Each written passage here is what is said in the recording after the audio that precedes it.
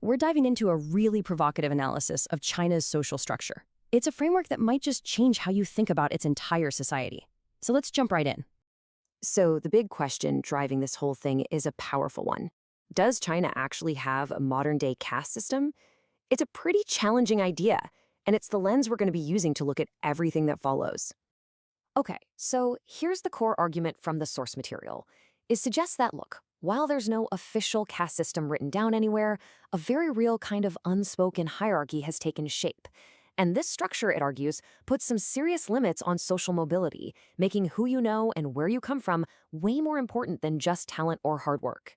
So, what does this hierarchy actually look like? Well, this analysis breaks it all down into a 7-tier social pyramid. We're going to walk through it level by level from the very top to the very bottom to see how it all supposedly fits together. And here it is, the whole pyramid at a glance. You can see it starts with a group the source calls the Brahmin class, these red families, and goes all the way down to a rural population it labels very pointedly untouchables. This pyramid is basically going to be our roadmap for the rest of this explainer. Let's start right where all the power is concentrated, the absolute top. This is the tier that's described as the ruling class, the ones who hold all the keys to the entire system. The source uses a really specific term for this group, red families. So who are they? We're talking about the descendants of the original revolutionary leaders and the political elites who have been around for a very long time. The crucial thing to understand here is that this isn't about new money, it's all about old power and inherited lineage. As you can see, their power is kind of a complete package. According to this analysis, they don't just control the state and command the most important economic resources. The really key part is that they pass this status down from one generation to the next. It creates this self-perpetuating cycle of inherited influence. Okay, moving down the pyramid, we get to the next couple of tiers. The source describes these groups as the essential elites and enablers. The people who actually carry out the will of the ruling class and manage the country's wealth. So right below those red families, you have the senior officials and bureaucrats. You can think of them as the operational arm of the ruling class. They're the ones running the day-to-day state machine and making sure that whole power structure stays firmly in place. Next up, tier 3, the wealthy entrepreneurs. Now, their power is economic, right? It's about money, not direct political control. But, and this is a big but, the source really emphasizes that their influence is totally tied up in their relationships with the officials in tier 2. It's this kind of symbiotic link between political power and private wealth.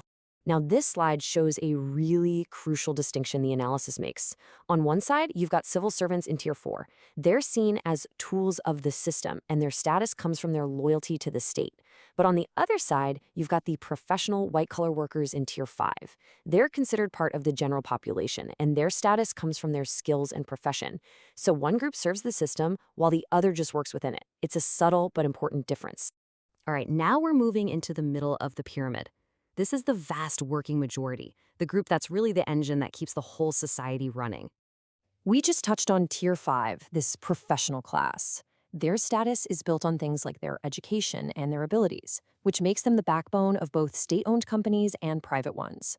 But while they're considered part of the general public, the analysis points out that their management roles often mean they have to stay aligned with the system's broader goals. Below them, we find tier 6. This is a massive class of urban and town wage earners. We're talking about everyone from factory workers to people who own small shops. The really critical point here, according to the source, is that their social mobility is pretty limited. It's almost walled off by this fundamental barrier in Chinese society, the divide between urban and rural life. And that brings us to the base of the pyramid. This is the foundation that the entire structure is built on, and according to this analysis, it's the most marginalized group of them all. Now, the source makes a very strong, very direct comparison here, and I'm just going to read it verbatim so there's no confusion. It says, quote, "The bottom tier is equivalent to the historical Dalits, untouchables of India, long affected by structural limitations and social inequality." That's probably the most pointed claim in this entire analysis, and it really highlights what it sees as a deep systemic problem. So, what really defines this group? Well, they're economically vulnerable, and they lack those critical social connections, what's known as guanxi, that you need to get ahead. This tier is mostly made up of rural laborers and migrant workers. And the source argues that they face these deep-rooted structural barriers that are just incredibly difficult, if not impossible, to overcome. So, we've seen all the tiers. But the big question is, how does a structure like this actually sustain itself? Well, the analysis points to several key things that basically lock this social hierarchy in place.